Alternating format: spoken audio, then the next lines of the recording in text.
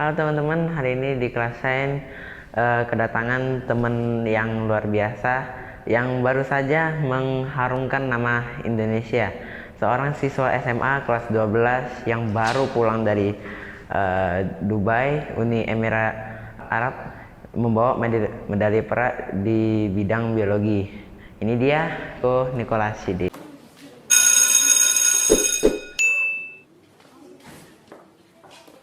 Halo Ko, apa kabar? Baik.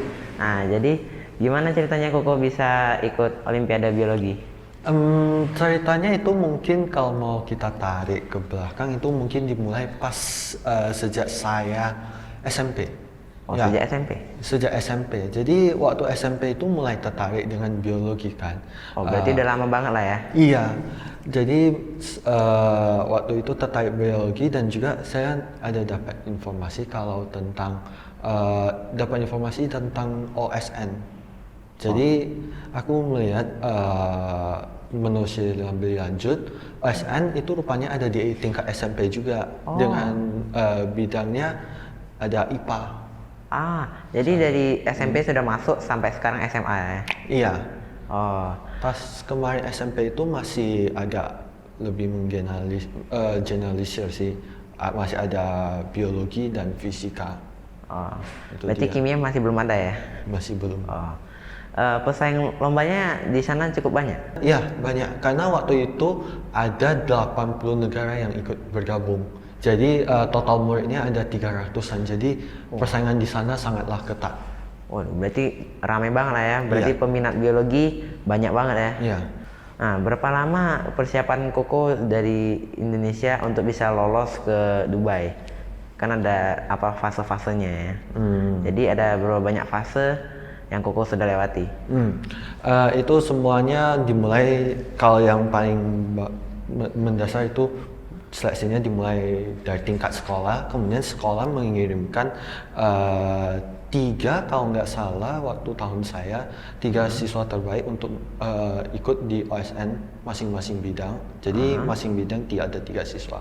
Jadi dari tingkat kota kita setelah selesai seleksi kalau lolos lanjut lagi ke tingkat provinsi OSP. Nah, kemudian diseleksi lagi waktu di OSP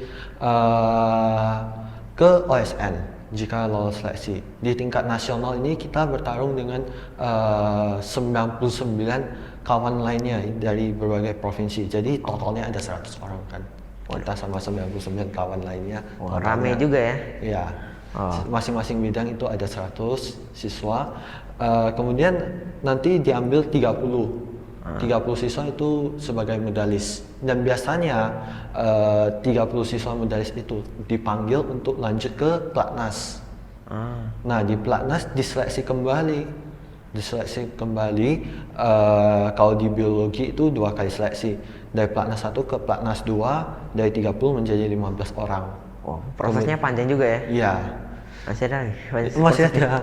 Dari Platnas 2 ke Platnas 3 itu diseleksi lagi dari 15 orang menjadi 4 orang.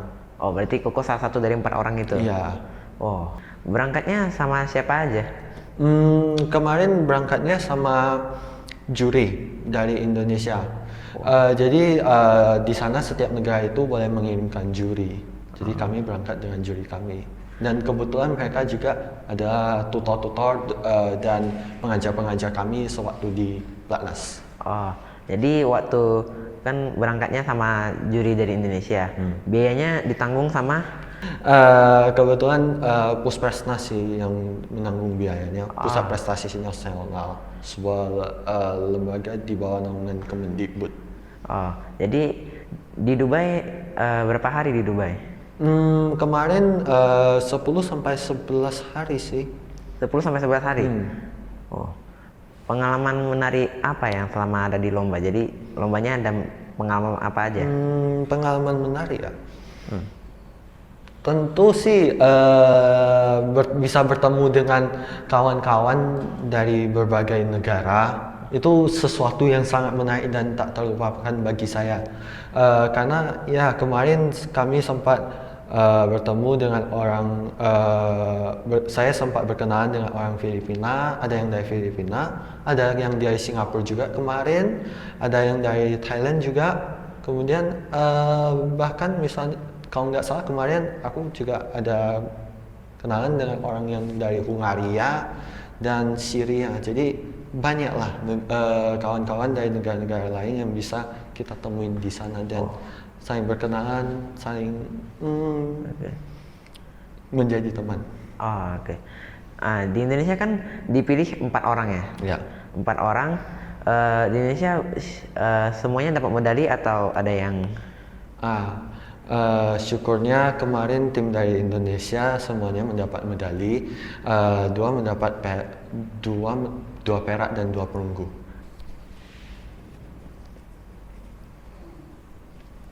Oh, Ya. Medali yang kemarin ya berhasil diraih waktu IBO di Ya. Al Ain kemarin. pastinya berharga banget ya. Kan Koko udah ke Dubai, ketemu dengan orang dari berbagai negara. Pengalaman menarik apa aja sama orang-orang dari berbagai negara itu? Sharing culture itu menarik sih. Kita bisa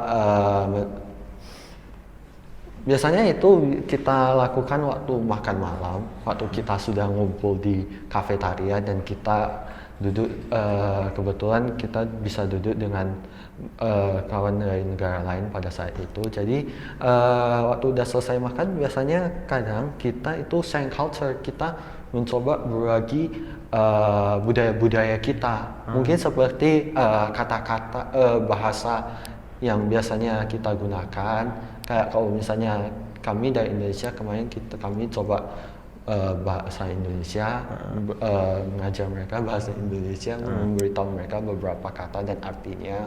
Kemudian ada juga kemarin dari negara lain yang mengajarkan tari tradisional dari negara mereka. Jadi kemarin itu sebenarnya kami banyak nari waktu di IBO sana. Kami banyak nari. Di sana ada dance juga lah ya? Iya. Mengisi waktu. Iya. Di Dubai nggak mungkin lomba aja ya, nggak mungkin datang lomba pulang, pastinya ya ada jalan-jalan juga. Koko ada jalan-jalan kemana aja? Ada. Kemarin ada sempat ke Abu Dhabi mengunjungi salah satu masjidnya, masjid terbesar di Abu Dhabi. Kemudian kami juga ada mengunjungi Museum Louvre. Kami mengunjungi Museum of the Future dan Dubai Mall. Katanya kan Koko mau berangkat ke Bandung ya? Ya. Di Bandung mau ngapain?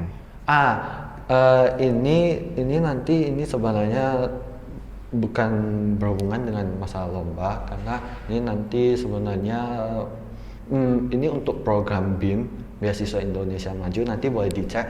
Ini program BIM ini itu adalah program beasiswa yang memfasilitasi murid-murid siswa-siswa yang berprestasi. Jadi kalau misalnya ada sertifikat atau pernah dapat prestasi, boleh mencoba untuk mendaftar ke beasiswa ini sih.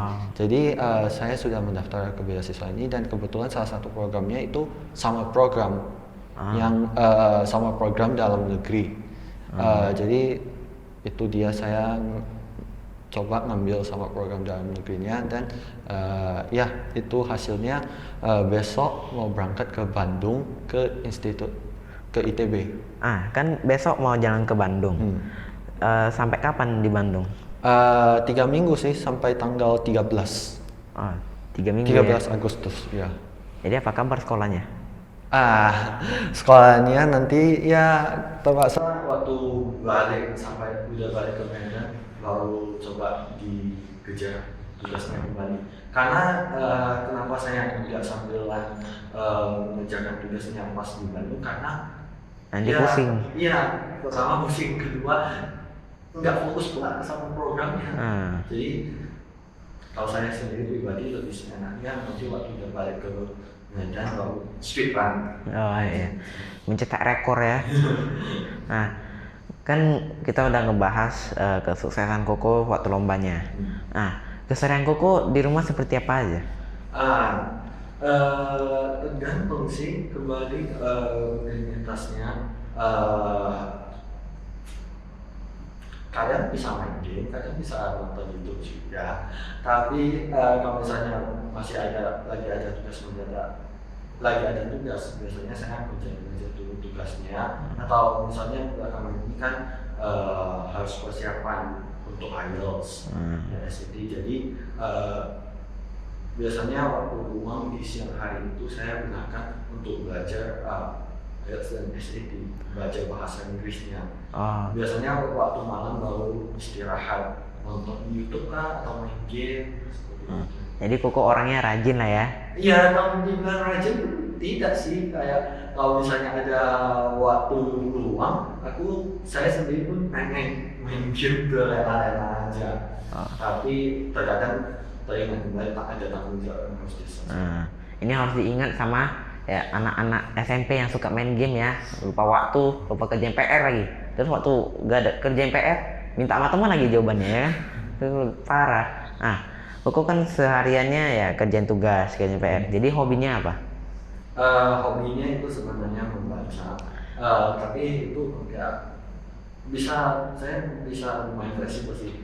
Kadang bisa suka membaca komik, kadang bisa suka membaca novel juga. Jadi basically baca buku aja ya? Iya. Koko kan hobinya suka baca buku nih. Koko di rumah ada koleksi buku aja? Buku apa aja? Koleksi buku sih enggak terlalu banyak sih. Ya, koleksi buku enggak terlalu banyak. Karena ya kadang bisa juga baca buku online sih. Tapi sebenarnya yang lagi saya pengen beli itu sebenarnya ada light novel. Novel sebenarnya. Oke. Koko ini kan hobi utamanya ini kan baca buku. Biasanya anak-anak muda itu suka nongkrong sama temen, nonton film, jalan-jalan ke mall, entah kemana lah. Koko ada itu juga gak sih, jalan-jalan sama temen, diajak atau ngajak? Jujur kalau saya sendiri sih agak jarang nongkrong sama temen, tapi biasanya saya nongkrongnya virtual pakai WhatsApp. Jadi ngobrol-ngobrol di grup sama temen ya? Jadi nggak ketinggalan update dari temen juga lah? Enggak. Koko udah hobi ngebaca buku, nongkrong sama temen online, anti mainstream ya. Jadi Koko ada hobi olahraga gak? Ini lagi coba untuk latihan badminton sih. Masih latihan saja. Belum pro. Nggak apa-apa lah, nanti lama-lama bisa menjadi pro ya, bisa menjadi atlet tambahan. Sebelumnya ini kan kita sudah membahas kebiasaan Koko, terus sekarang Koko kesuksesannya. Koko sekarang bukan hanya membawa nama sekolah, medan, provinsi, tapi negara. Koko pernah gak merasa gagal gitu di dalam diri? Gagal dalam diri sendiri, mungkin merasa kayak gagal, aduh ini aku gak bisa, ini susah banget nih. Coba saya ingat dulu. Kalau misalnya dibilang merasa gagal dalam diri sendiri, mungkin lebih mengarah, yang pernah saya rasakan itu mungkin lebih mengarah ke rasa putus asa sih, rasa takut akan hasilnya. Karena mungkin ini kejadiannya pas Platnas 2 sebelum saya terpilih menjadi 4 besar, itu kami sempat Platnasnya itu hibrid. Jadi ada 1 minggu kami di Bandung itu praktikum. Praktikum secara langsung di biologi itu ada sesuatu yang sangat baru bagi saya, karena selama ini kan COVID, jadi semuanya virtual. Pas dipanggil ke Bandung itu terkejut banget praktikumnya. Jadi dalam 1 minggu itu aku harus coba menguasai semuanya praktikum itu sebelum tes, biar hasilnya memuaskan. Dan ya takut banget hasilnya waktu tes, karena kira-kira bisa gak nih saya menguasai semuanya dalam 1 minggu itu, pasti yang takutkan kan. Soalnya sebelum-sebelumnya ini kan nggak pernah coba ya, tiba-tiba lihat loh kok ada ini, kaget ya kan. Saat ketika Koko jenuh atau stres, ngatasinnya biasanya dengan apa? Kalau misalnya kita jenuh, stres, panik, mungkin jenuh sama stres itu dua perlu solusi yang agak berbeda. Tapi sebagai susah, coba tenangkan diri dulu. Tenangkan diri karena kalau misalnya otak kita kan ngaco, nggak bisa teratur itu pasti tetap aja kita nggak bisa berpikir dengan terus. Jadi paling utama tenangkan diri dulu. Itu biasanya untuk kalau misalnya panik. Tapi kalau misalnya jenuh sama stres, ya ambil istirahat. Jadi istirahat dulu, biarkan tenangkan pikirannya dulu, biarkan kosong dulu ya, baru bisa tenangkan diri. Nah, ketika Koko stres atau gagal, merasa gagal, siapakah sosok yang paling memberi dukungan kepada Koko?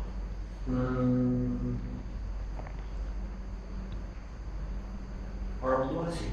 Orang tua? Orang tua dan juga ya orang tua dan juga ada teman dekat. Ya kalau misalnya kemarin udah stres ya coba lah sedikit berbicara dengan orang tua, jadi dapat dukungan, bisa merasa semangat kembali. Kemudian ada juga push sedikit dari teman-teman, apalagi kemarin yang benar saya ingat di platnas luar yang benar bikin saya merasa saya pasti bisa. Ada sebenarnya salah satu postingan dari tutor kami semua yang menyemangati kami semua, saya pasti bisa. Jadi tiba-tiba saya terpikir kembali, kalau misalnya tutornya saja yakin kami pasti bisa, kenapa saya nggak bisa yakin saya bisa? Jadi langsung pasti bisa untuk tes besok. Harus semangat. Ya. Nah, kita sedang ngebahas masa lalu, masa sukses Koko, keseharian Koko. Ini saatnya nanya masa depan Koko ini. Koko cita-citanya dari dulu itu apa? Cita-cita agak unik sih. Dulu sempat berpikir menjadi dokter, tapi waktu udah melihat biologi saat ini, saya sadar kalau misalnya prospek kerja itu ada selain daripada dokter, yang salah satunya itu adalah menjadi peneliti, lebih ke arah research, dan itu cita-cita saya saat ini. Itu sesuatu yang saya minat. Sejak kapan Koko sudah bercita-cita menjadi peneliti? Sejak SMP kah atau masuk SMA kah? Mungkin sejak SMP, karena sejak SMP kalau saya ingat ya, kalau biologi kedokteran itu lumayan banyak hafalannya, itu yang saya percayai. Kemudian di sisi lain saya juga lebih tertarik ke arah biologi sel dan molekuler. Jadi saya merasa kedokteran ini bukan sesuatu yang tepat bagi saya, dan sesuatu yang lebih tepat bagi saya sepatutnya itu lebih ke arah peneliti research.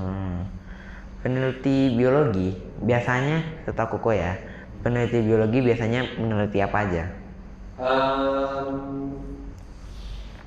Tergantung juga ruang lingkup daripada masing-masing peneliti itu. Ada yang seperti yang tadi saya sudah sebut, biologi sel dan molekuler itu meneliti tentang sel-sel dan molekul di dalam sel itu, sesuatu yang tidak dapat dilihat dengan mata.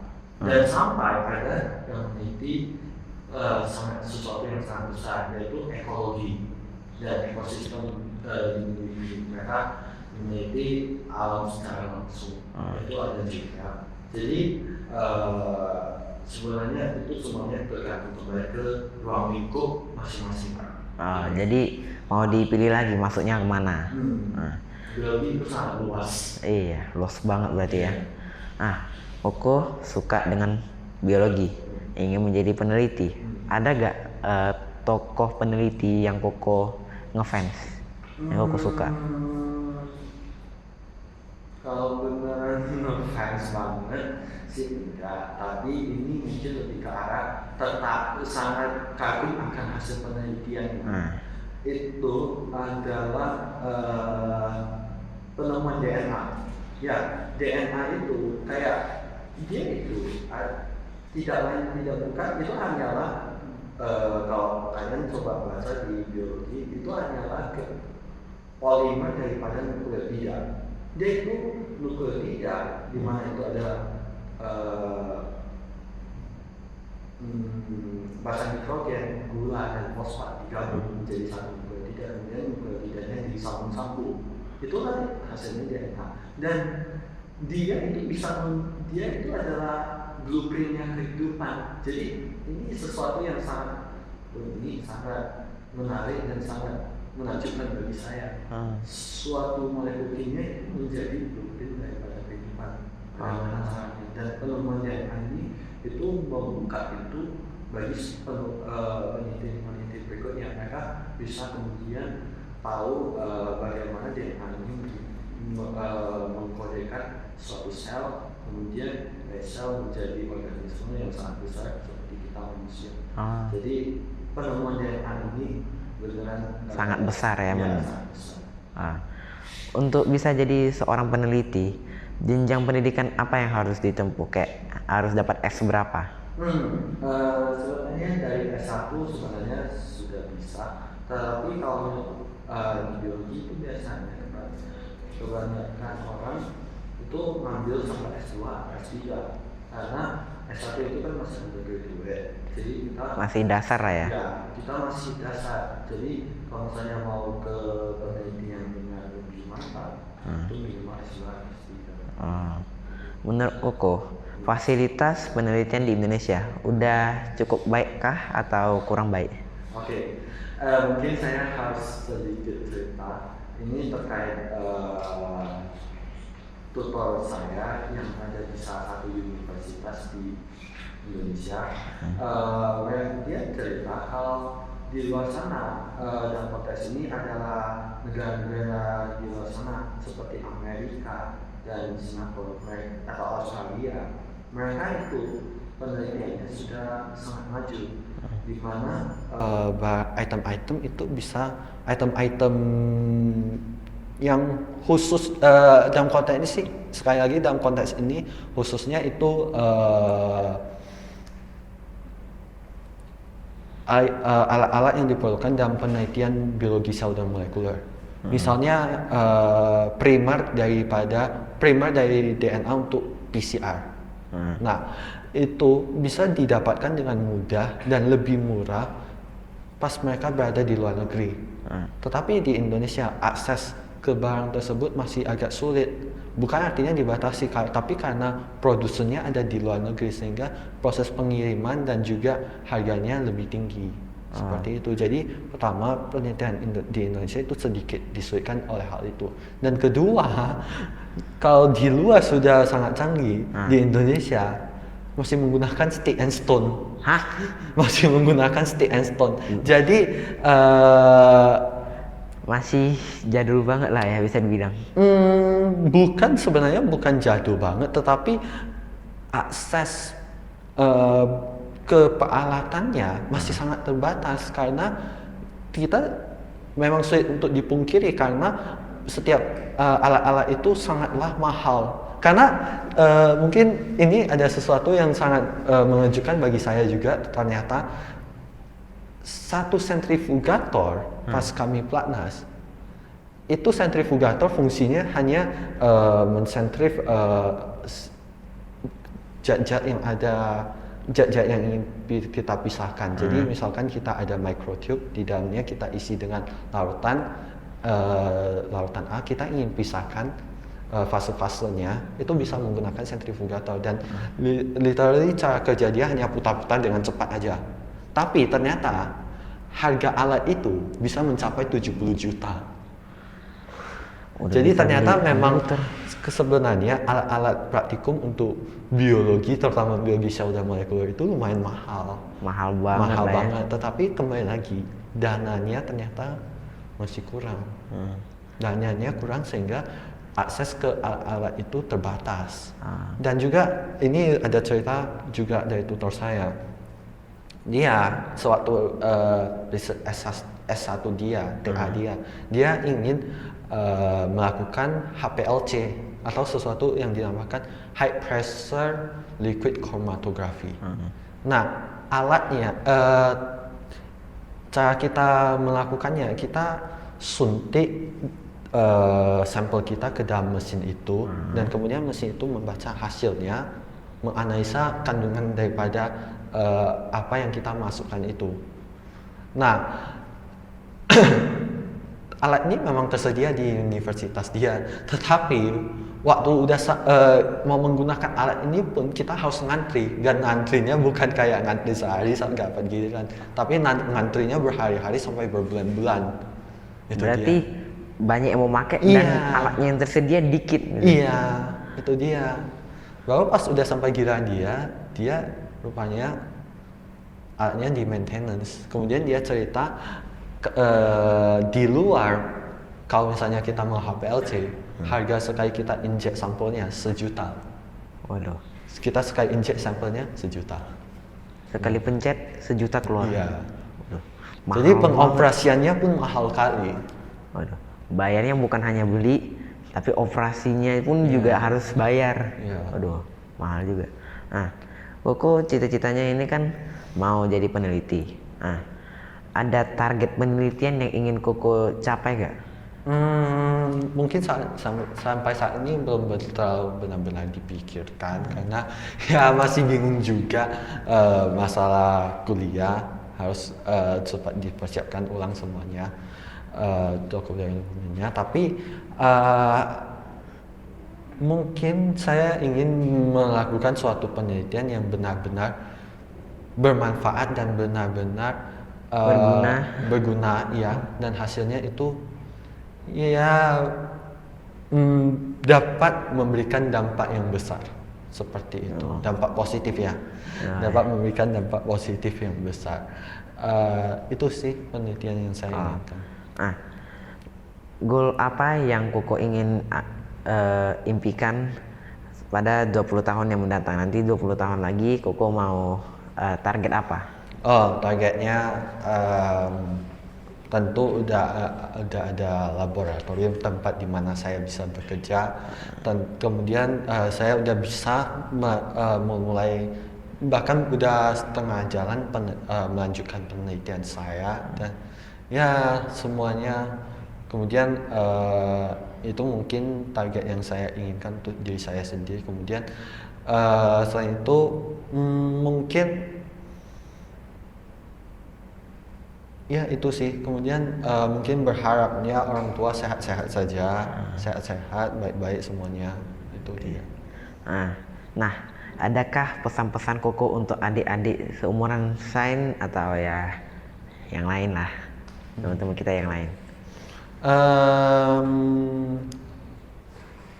Kalau misalnya Anda merasa belajar itu nggak penting, ya sebenarnya belajar itu penting. Ya kayak matematika sampai persamaan kuadrat, trigonometri mungkin nggak akan terpakai di kehidupan di lingkungan masyarakat nanti, atau mungkin di biologi seperti belajar genetika, ngehafalin sistem pencernaan, itu mungkin nggak penting. Tapi paling ingat, kalau belajar matematika itu kita dilatih cara berpikir kita, cara berpikir kritis, cara menyelesaikan masalah. Jadi itu suatu skill yang sebenarnya kita dapatkan dari belajar matematika, dan itu yang sebenarnya penting. Kemudian untuk biologi, kita jadi tahu kan kesehatan, kita jadi tahu tentang tubuh kita sendiri, kita jadi tahu cara menjaga kesehatan.